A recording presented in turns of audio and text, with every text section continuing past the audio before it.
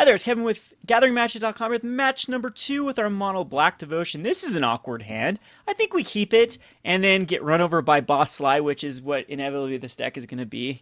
Because every time you keep a hand that's is bad against one deck, you will face that deck. Murphy's Law. Anyway, though, I think you keep this. It's so much card draw. We got 4 lands. No action, though, but basically we have no dead cards except for swamps in our deck now. And if we draw into any land or critter. Yeah, like I said, here comes the Boss Sly. Could be something else. Could be Jeskai Ascendancy. Could be...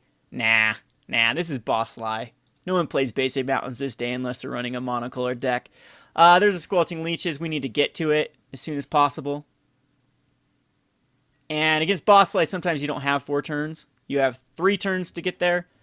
Otherwise, this guy just looks stupid. This looks like it's going to be red-white tokens, though. So this is a much better matchup. The Drowned Sorrow is going to be great post-main.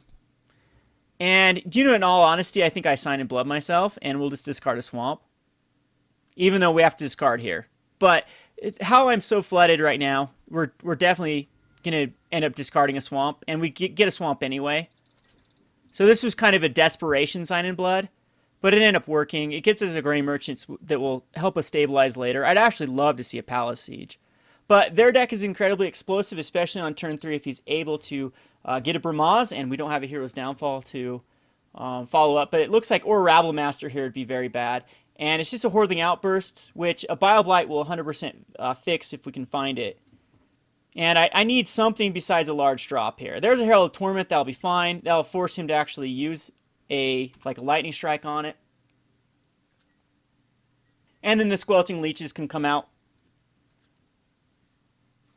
Sure, he's got me on Mono Black. I don't know if anything Mono Black Aggro. I highly doubt Mono Black Aggro runs Herald of Torment anymore, as it seems like they've all really gravitated over to Warrior strategy, and I can't blame them because Warriors is hyper aggressive.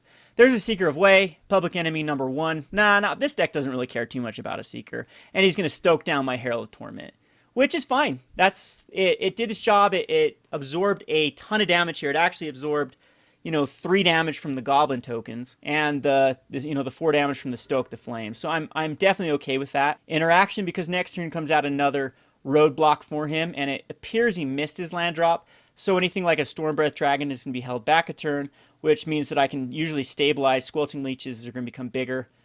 Chain of the Rocks he would have used on a Herald of Torment, so we don't have to worry about that. And there's Palace Siege, which is going to eventually get everything back. So here comes the Squelching Leeches, which he's going to have to find another Stoke for. And Palace Siege will name cons, absolutely. And then we'll string the Gray Merchants. That won't be bad, getting 4 life per turn if he keeps killing Gray Merchants. Hordeling Outburst again. Bile Blight is going to be beautiful.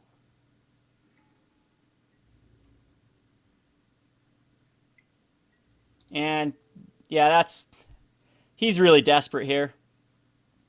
Really desperate with attack with the Seeker. He'll get 3 life, but again, life isn't an issue for me because I'm stabilizing, especially with, there's Palace Siege number 2.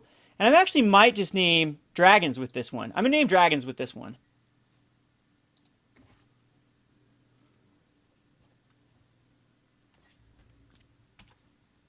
And just keep the Squelching Leeches back. 4 mana now. He's still missing white if he has some sort of Bramaz. Yeah, he is attacking with everything, which is going to do 5 damage to me to put me down to 9. So his whole goal is just to try to burn me out, which the Palace Sieges are going to do an amazing job. Ashcloud Phoenix, that's great for us. I'll gain some life, as we don't really... Well, that's 4 damage per turn. We're not even out of this yet. I have to Gray Merchant here. And I think I'm going to attack in with the Squelching Leeches now.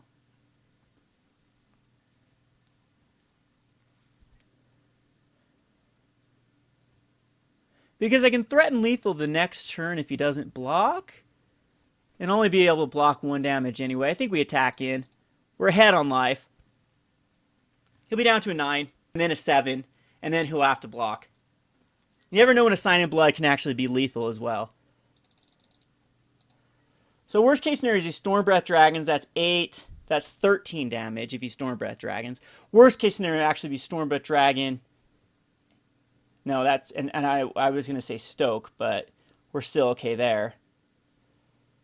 In all honesty, worst case scenario is Chain of the Rocks on the Squelching Leeches. So I'm going to actually bring in the one copy of Stay in the Mind from the sideboard.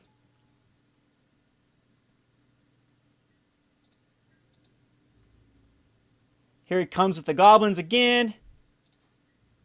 We will block it. I actually want to draw into a swamp this turn.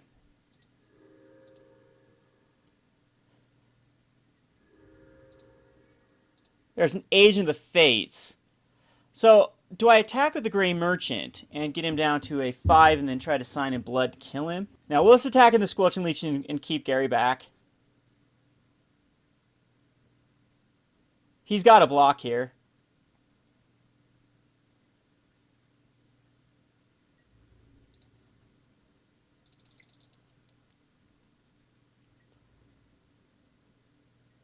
There's the block.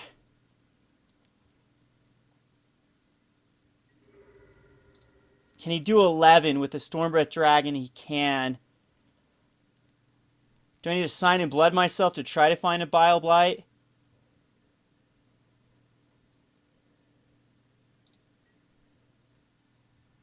Read the Bones could also... Yeah, Read the Bones is going to be the play. And then I'm trying to figure out what he can do. If I just plain miss, I can throw an agent out. Sign in Blood can't quite find... Well, actually it could. Sign in Blood could find a... Did we play a land this turn? We did not. So... I could go Sign in Blood to try to find a... And hopefully find a land and... a... Gary, but I think Read the Bones is the way to go. This does 2 life to us. It puts us down to 9. But I want to find a Bile Blight or a Hero's Downfall. So I'm going to scry everything away, but a Bile Blight and a Hero's Downfall. Will Murderous Cut work? Yes, it will. But I'm still vulnerable to a Stoke at that point. So put this on top. Put this on bottom. And we would have drawn in the Sign in Blood would have found us the Gary, so that's unfortunate. See if he has a Lightning Strike in a turn. He would have used it to gain life with the Seeker, you'd think. But that's hilarious. Ah, that Sign in Blood.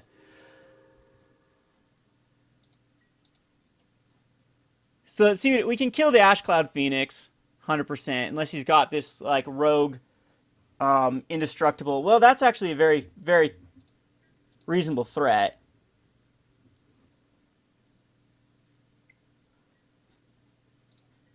So we'll block, go to damage and see what he does, and then Murderous Cut this.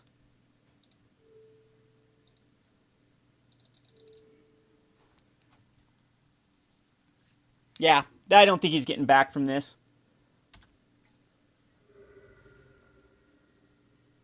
He can Stoke and Lightning Strike could have actually done it. Yeah, his deck is scary, but we win here with the Gray Merchant, number 2. So I don't think I bring in Typhoid Rats. I think the only card that I bring in versus him is, well, Drowning Sorrows and Bile Blights, of course. Merciless Executioners are absolutely coming out, that's for sure. And he's going to play a Skullcrack here. Ha! Wrong formats.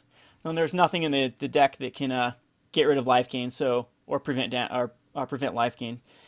So Erebos needs to go out in this one. Bile Blights come in. Pharika's Cures come in. Drowning Sorrows come in. Yeah, all of this comes in. The Hero's Downfall is a little bit weak. Thoughtseizes are actually still okay, or do they need to come out just because he is such a... I'm going to take the Thoughtseizes out. I kind of like Stay in the Mind to name Stormbreath Dragon, but it might not be necessary. The Murderous Cut can stay in. There's lots of Stormbreaths I can kill. The Hero's Downfalls can stay in. So Sign in Bloods and Read the Bones. I don't want to be doing damage to myself either. And then we said the Merciless Executioners are definitely the weak link against a token deck. Card's terrible in this matchup. Age of the Fates is actually kind of bad. And I'm thinking that Stain might be better, and a Thoughtseize or two might be better, and Typhoid Rats can actually come in. I think the other heroes in Alpha will come in. We're just going to go with this heavy control route. Herald of Torments are still okay. They block pretty favorably against Seeker of the Way, but they do die very easily. I just think they're better than Age of the Fates. And so it definitely is between these Typhoid Rats, which I don't think do much, so I am going to bring back in the Thoughtseize and probably just keep in maybe a 1 of Sign in Blood, or maybe just a 1 of Typhoid Rats.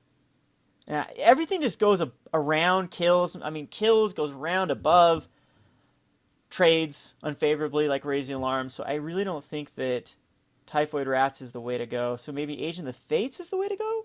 I'm going to put in the 1 of Read the Bones and submit this. See how well this works out for us. But, I mean, this is this is the matchup I want to see. This was the matchup I absolutely did not want to see with the Mono Blue Devotion. This was borderline unwinnable unless I had multiple Master Waves and they didn't have any Chain of the Rocks. So it was really, really gross to try to race like a Hordeling Outburst in the deck. And then, yeah, the deck can do some pretty insane stuff. So I'm liking that we have access to Drowned Sorrows and Bile Blights versus a token-based deck. I highly, highly, highly, just my own experience on MTGO and my last PTQ I went to, I highly suggest running things that can deal with tokens. Because it seemed to be every deck was running some form of like Goblin Rabble Master or Hordeling Outbursts, or there's just so many decks that Bile Blight and Drowned Sorrow does very well against. Okay, so we're going to keep this. This is an awesome hand. Our opponent does have to mulligan again, so we're getting very lucky today with the mulligans. But with this hand is pretty good against I mean, this is very clutch versus a tokens deck because it's got both the Bile Blight and the Drowned Sorrow. So and the first turn Thoughtseize to really know what to do with the Drowned Sorrow and the Bile Blights. Again, I think this deck becomes a lot more powerful off the budget when you add the Thoughtseize. He's going to have a very slow start with Evolving Wilds. I wonder, we only saw one white source. I wonder if this is actually, no, okay, so it's a mountain. Yeah, there's no way to be running so many basic mountains if it was just Gaia Ascendancy tokens. So we'll get to see the hand this turn with the Thoughtseize. We'll take a Stormbreath Dragon or an Ashcloud Phoenix or something like that. An Elspeth if he decides to bring in more of a control card. An Outpost Siege, something to that effect. We're not going to be taking a Hordeling Outburst. So there's a Palace Siege. We will go ahead and Thoughtseize. Which, there's no worse feeling than mulliganing and then get first turn Thoughtseize. So I feel you, buddy. So I get to see the hand, get to completely work around whatever he's got in his hand. And this is a format where having knowledge of what is in the hand is very, very powerful. So there we go. We take the Chandra here. Do you know what? I think I take the Ashcloud Phoenix. Eeny, meeny, miny. Because Ashcloud Phoenix continues now. We take the Chandra. So Chandra goes bye-bye. We know he's got a lot of lands and an Ashcloud Phoenix. Chandra would be the card that would get him back in this game. We have stuff that can deal with an Ashcloud Phoenix and then make him try to remorph it. I don't think a 2-2 against a Squelching Leeches is going to be very powerful. All right, so Plains out of the hand there. Battlefield Forge, Ashcloud Phoenix, Plains, and one unknown. We go ahead and we find a nice little third land source.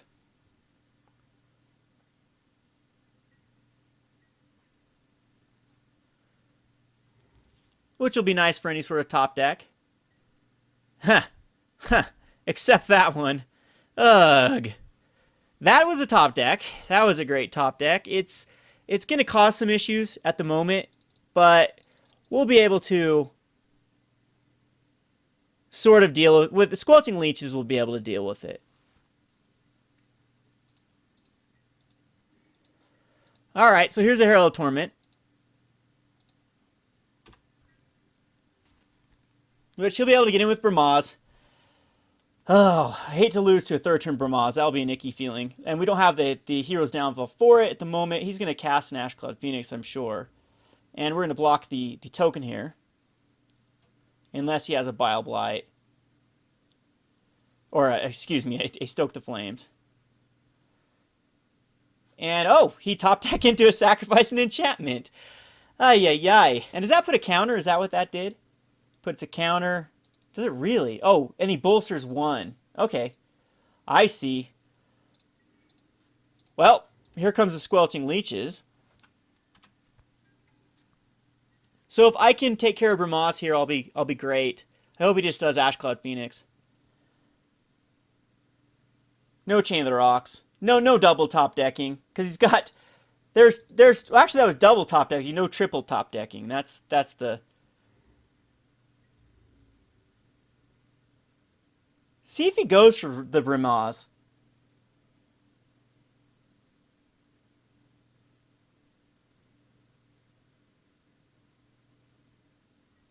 No. Okay, so I've got time. I kind of want a Palace Siege here, but I know better. It's just going to be a Drown in Sorrow. And put that on the bottom. His dude comes back. Not too worried about it. Got the 5/5, got the Bile Blight. Man, Wizards did not want gods to exist on Tarkir, did they? All the exile cards like Erase, and now even Abs and Advantage. Yeah, indestructible gods aren't that great in the format.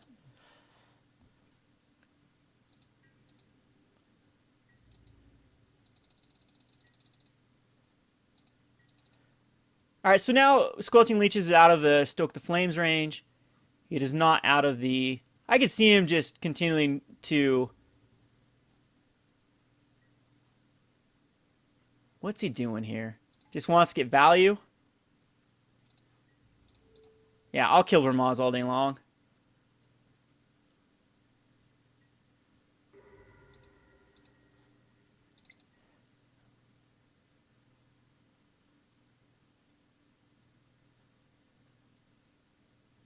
And he's going to stoke it.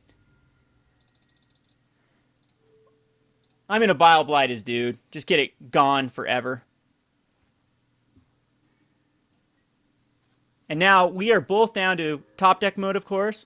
But I'm thinking my double Palace Siege is going to be a much better top deck. And we may even name dragons again. Because if I see myself dying, I see myself dying to like a Stormbreath Dragon, which...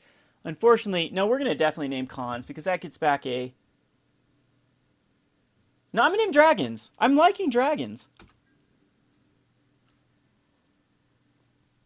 And he has it anyway. A hug. Alright, didn't matter. Double Abs and Advantages.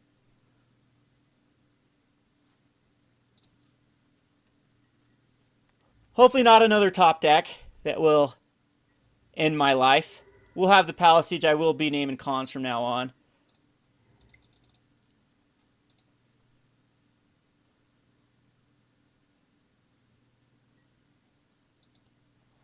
Because I do want card advantage back. He could still kill me. It's these soldier tokens that get bolstered. And there's a Hushwing Griff, which is actually pretty good. It's going to force me to get a... He flashed that in, too. Man. All right. Is that just game here for... Nope, that's 8. But I have to... I don't think there's anything I can actually top deck into that'll get me out of this. Yes, we get a Drown in Sorrow. And then... we'll get the Herald of Torment.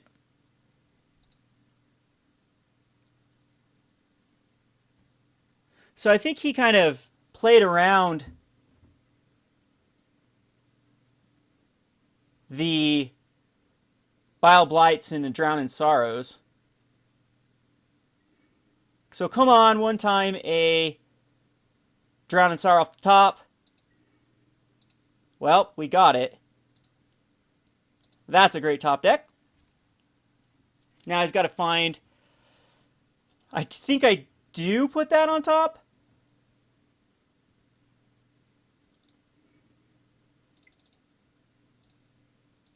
He's got to find an answer now for the Herald of Torment.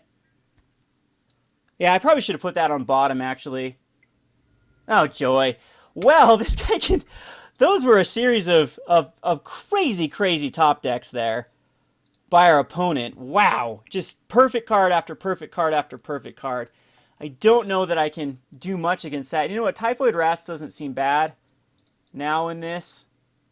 And he just seemed to, like, really work around the Bile Blights.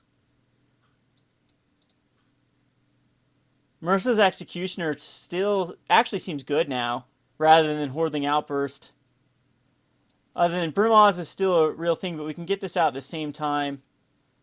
Maybe I just put the Agent of the Fates and try to go more aggressive versus him. And he has so many ways to kill enchantments.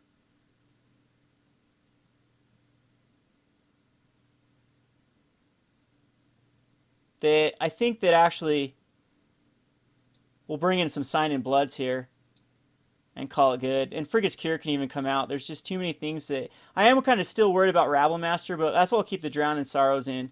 So 2 cards can come in. I think it's just going to be all the Sign in Bloods, and hopefully I'm doing this correctly. So I'm going to Smith this. And yeah, we'll play first. And we'll keep this hand. This is, ooh, a double Whip. Whip seems good against him, and Stain the Mind seems really good against Stormwood Dragons, which I'm really worried about. Yeah, he had a 4-land hand when we Thoughtseized him last game, and then didn't draw. Just kept drawing 2 Azan advantages, a Brimaz, a Stormbreath Dragon. Insane draws there. So unfortunately, my opponent, he lost his connection and conceded the game. But I am going to keep this game. Usually, these are the type of games that I just trash and then do more episodes. But you got to see a 1-1 finish, I guess. So we'll call this one as a tie. Let's see what it would have drawn into. Murderous Cut would have been great, as it would have taken care of any sort of Brimaz. A little bit late, though, and then Palisade Whip. The deck's a little weak for a while. I don't know if... Yeah, we had a slightly unfavored hand here with no card draw right off the bat, and then just very little removal. But you got to see the game 1 where we came through, and then game 2 where I really think that's still topdeck.com that really messed us up. I can't think of a better sequence of cards that he drew on time. Like if the Stormbreath Dragon would have been drawn earlier rather than later, he would have been able to have that nice smooth curve of destroying everything. And that Abzan, the bolster card, destroyed an enchantment card, wouldn't have come on time. Either we got value out of the Palace Siege. So things just did not go our way on game number 2. But yeah, game number 3 looks pretty bad here. I might need to mess the list. One of the cards that I'm so far not really liking is Herald of Torment. We'll have to wait and see with some more games. We'll go on to game number 3 here, though. This has been Kevin with GatheringMagic.com. Thanks for watching. Thanks for watching Playing on a Budget. If you haven't already, please subscribe to Gathering Magic and check out our Playing on a Budget playlist, which contains every episode. Thanks again, and hope to see you soon.